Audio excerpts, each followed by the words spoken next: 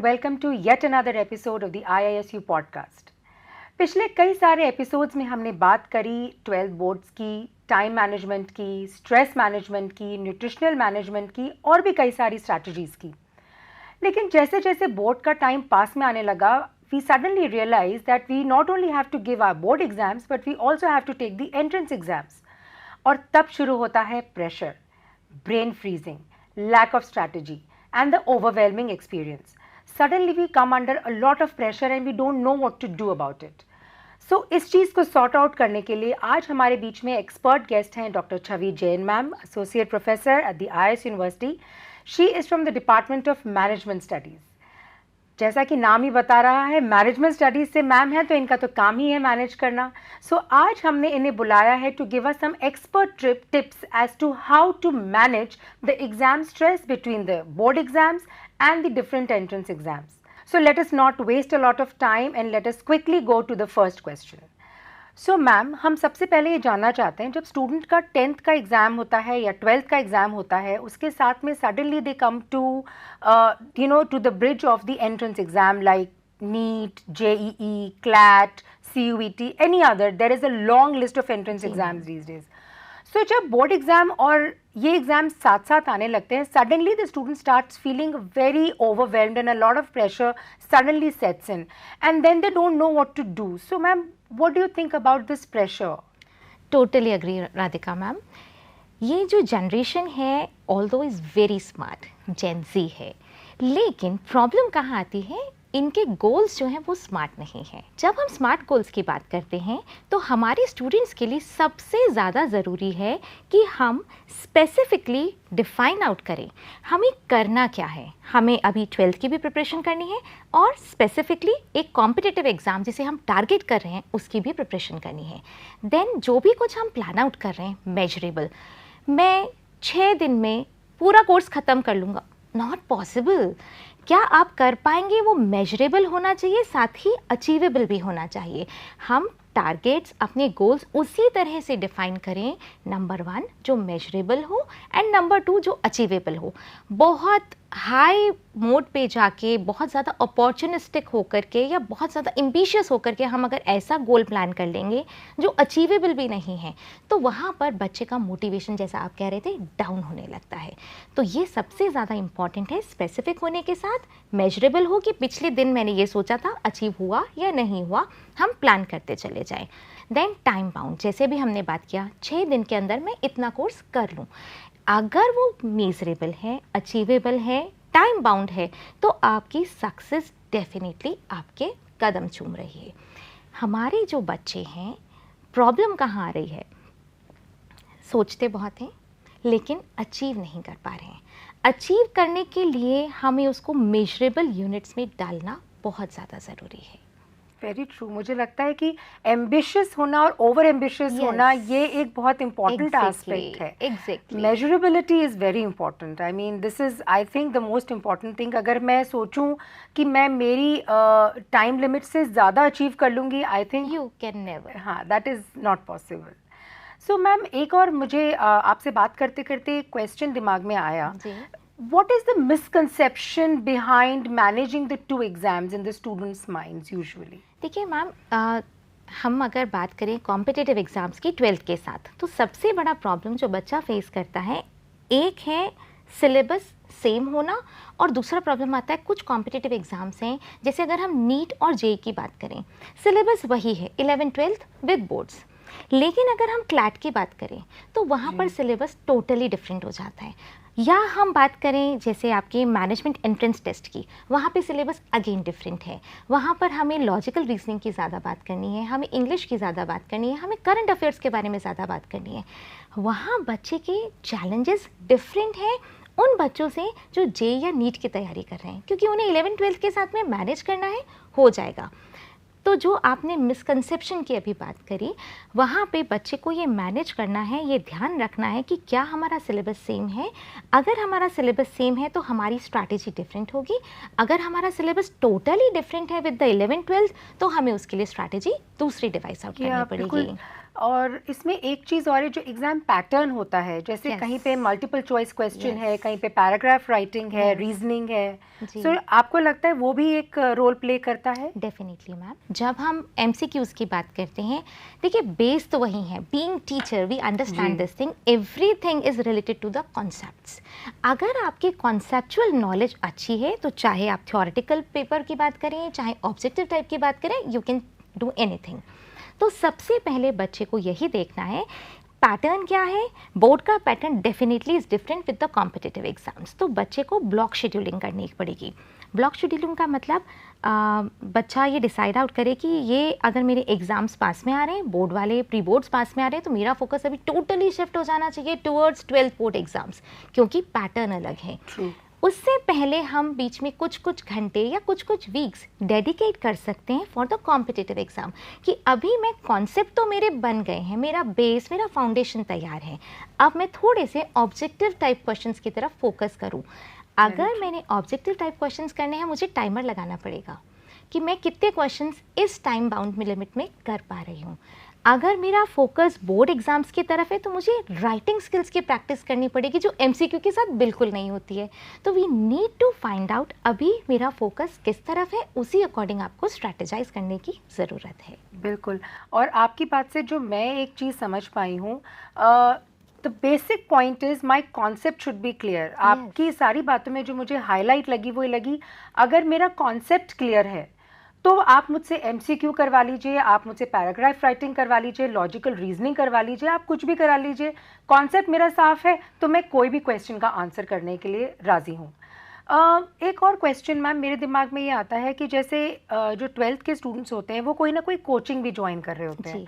So, you know, morning they go to their school, after that they go to their coaching classes and then they come home, then they have to do their homework of school also, coaching classes का भी होता है। तो ma'am self study वहाँ पे कितनी important है या कितनी इग्नोर्ड हो जाती है? देखिए मैम, ये चैलेंज बहुत बड़ा है। बीइंग ऑन दिस साइड हम शायद बच्चों का वो प्रॉब्लम नहीं समझ पाते हैं। 7 hours in school, 5 hours in coaching, transportation, commutation and फिर सेल्फ स्टडी के लिए तो टाइम ही कहाँ है। तो बच्चे को जब स्कूल में है पूरी तरह से अपनी कॉन्सेप्चुअल नॉलेज के ऊपर फोकस करें।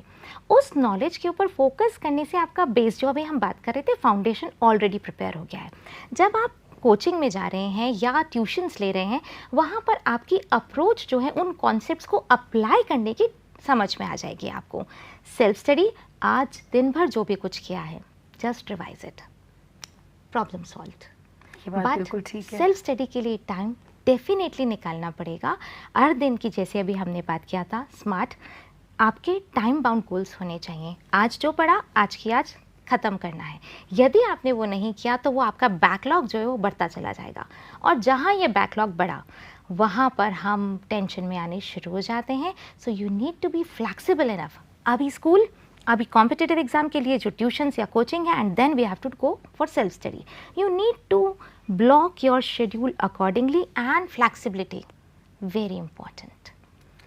सो regularity you say is the most important, कि जो मैंने आज पढ़ा है, चाहे वो क्लास हो चाहे वो कोचिंग हो, आज के आज मुझे एक बार रिवाइज करना ज़रूरी है। प्रोक्रेस्टिनेशन बिल्कुल नहीं होना चाहिए। करेक्ट, प्रोक्रेस्टिनेशन बिल्कुल नहीं होना चाहिए दोस्तों, ये बात हमें गांठ बांध लेनी है।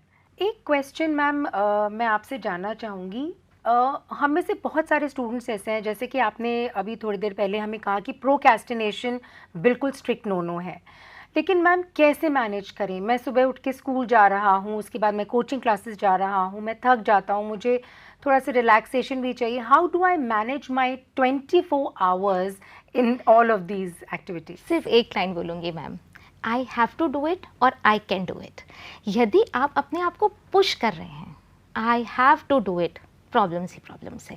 But when you feel I can do it, तो आधी सॉल्यूशंस आपको अपने आप इस स्टेटमेंट के बोलने के साथ ही मिल जाएंगे। Fantastic, actually this is such a beautiful line, I can do it. मतलब इतना मोटिवेशन है, मैं खुद मोटिवेट हो गई हूँ कि हाँ आई कैन डू इट। अगर मैं ये सोचूँ I have to do it, I will always be under a pressure. Fantastic line ma'am, thank you. We have to push ourselves when we are saying I have to, we have to push।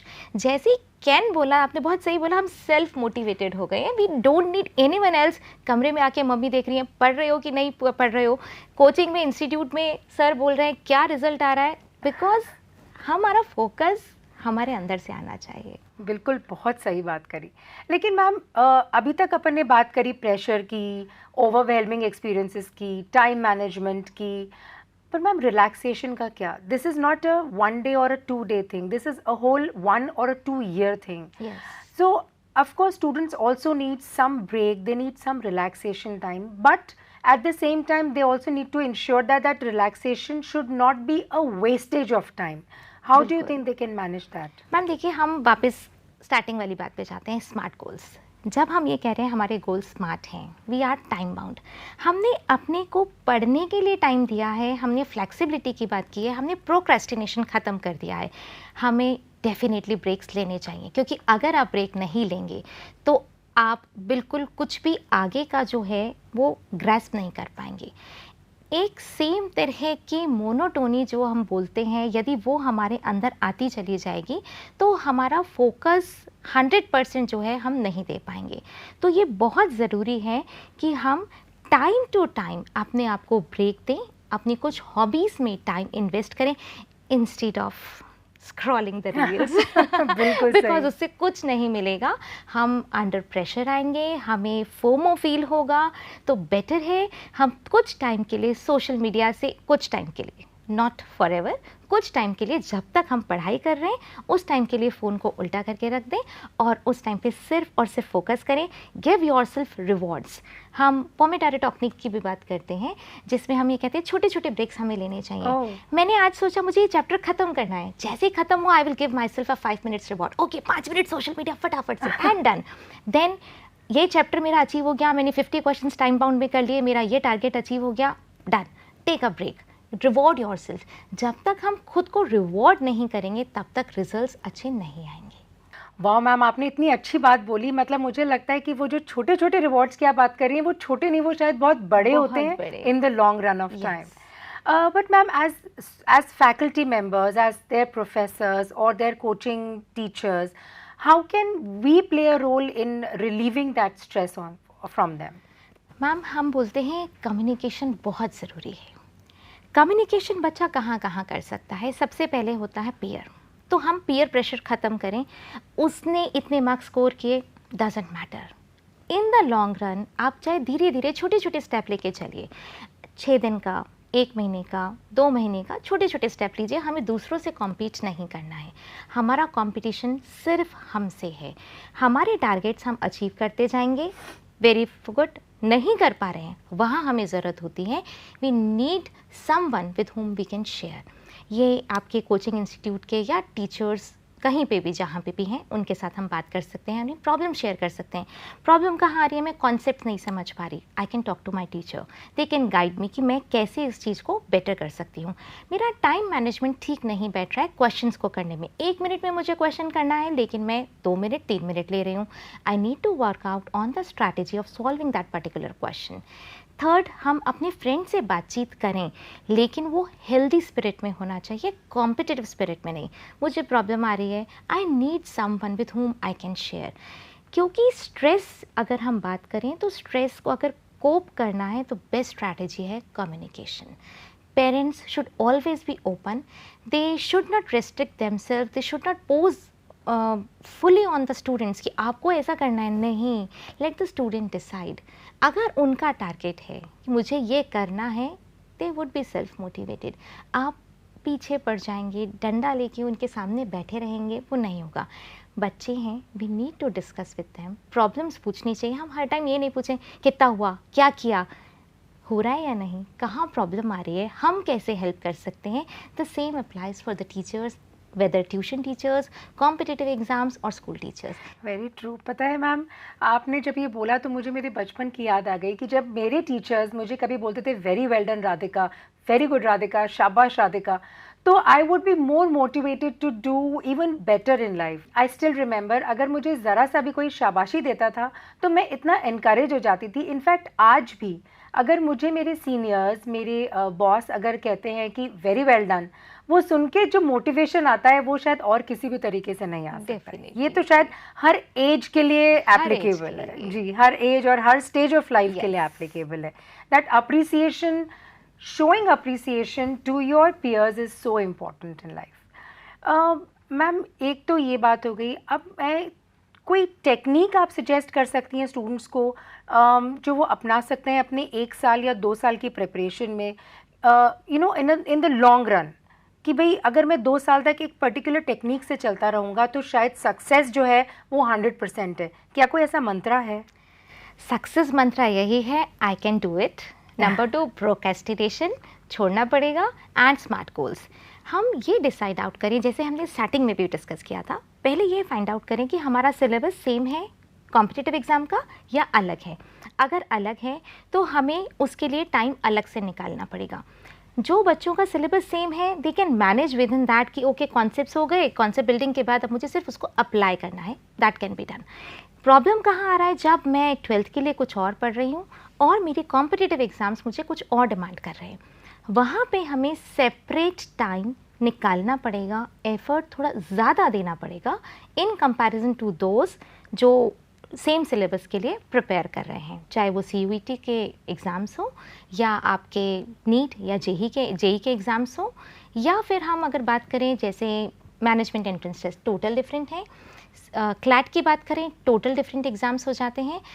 तो time table जो आप आपका बना रहे हैं वो इस तरह से होना चाहिए कि आप इम्पॉर्टेंट वेटेज जो है डिवाइड आउट करें इन 12th, जहाँ थियोरेटिकल पैटर्न पे आपको प्रिपेयर करना है, as well as for the competitive exams जहाँ पे आपकी एप्लीकेशन जो है वो मल्टीपल चॉइस ऑब्जेक्टिव क्वेश्चंस के ऊपर फोकस होगा। पिछले साल के क्वेश्चंस डेफिनेटली बहुत हेल्प करते हैं। टाइमर लगा करके क्वेश्चंस को सॉल्व करना is again a very good idea.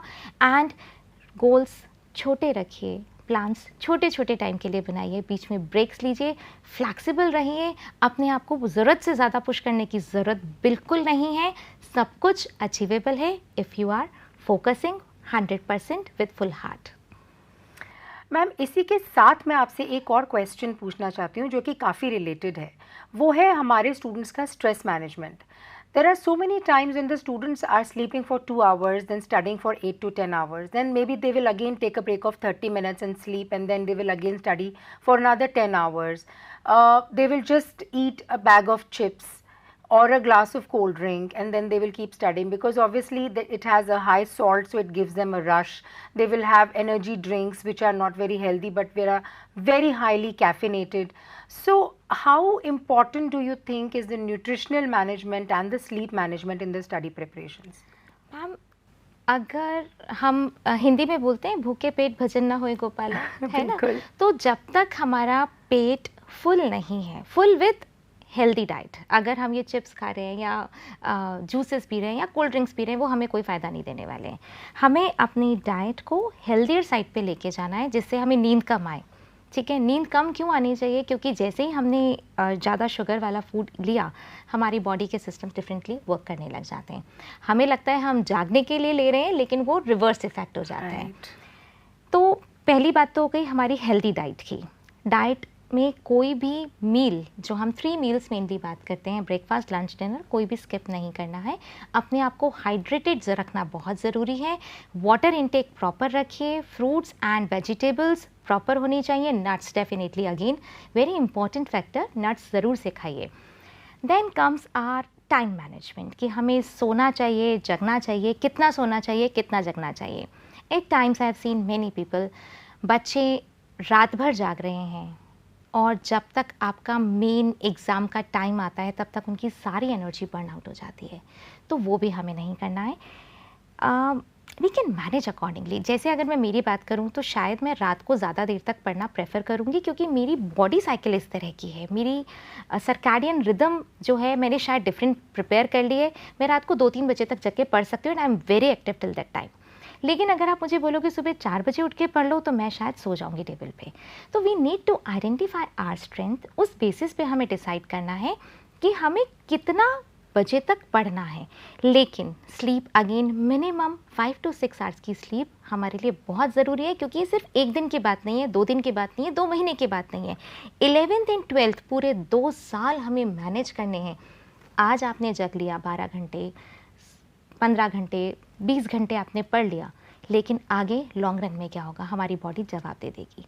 तो हमें आगे तक के लिए इस चीज़ को प्लान करना है, तो हमें छोटे छोटे ब्रेक्स लेने हैं, एन्जॉय करना है, अच्छे मोमेंट्स रेलिश करने हैं, मेमोरीज भी क्रिएट करनी है, साथ में पढ़ाई को भी टाइम देना है। तो we need to manage all this, but not at the cost of health and not at the cost of sleep.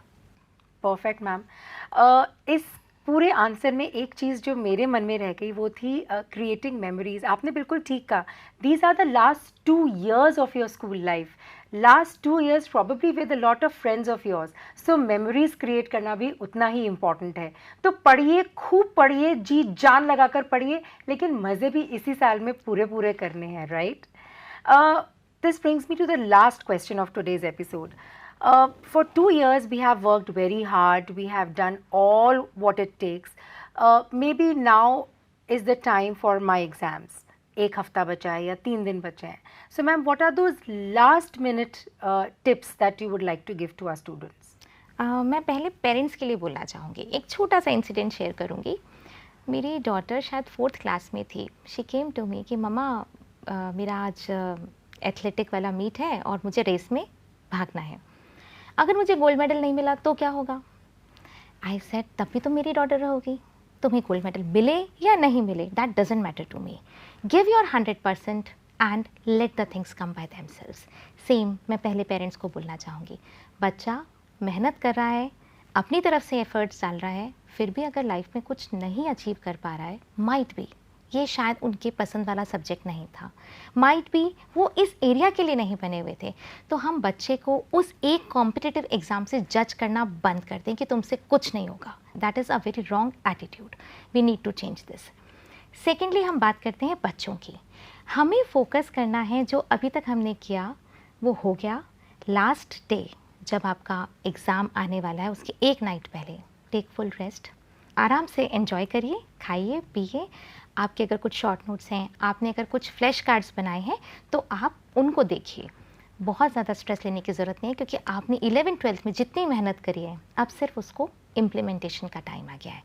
अब एक दिन हम पूरा पहाड़ नहीं चढ़ सकते हैं, जितना हुआ छोटे छोटे स्टेप्स में हमने अचीव कर लिया है, अब सिर्फ उसको हमें देखने की ज़रूरत है। अब हम पहाड़ के टॉप पे आ गए हैं, नाउ इट्स द टाइम कि हम सामने का व्यू देखें, चिल करें, एग्ज़ाम दें और वापस घर आ जाएं। फैंटास्टिक। सच में मैं सोचती हूँ कि वो लास्ट डे बहुत ही अच्छा होता होगा जब हम सिर्फ ये सोच रहे हैं कि आज जब मैं दोपहर में एग्ज़ाम दे के वापस आऊँगी तो मेरी 2 साल की तपस्या पूरी हो चुकी होगी। I think that is the best time ever. तो ये थे आज के कुछ टिप्स और मैनेजमेंट की स्ट्रैटेजीज़ जो छवि मैम ने हमें बताई। मुझे आशा है आप सब स्टूडेंट्स ने इनमें से बहुत सारे टेक होम मैसेजेस ज़रूर नोट डाउन किए होंगे और बहुत सारी चीज़ें आपको हेल्प करेंगी।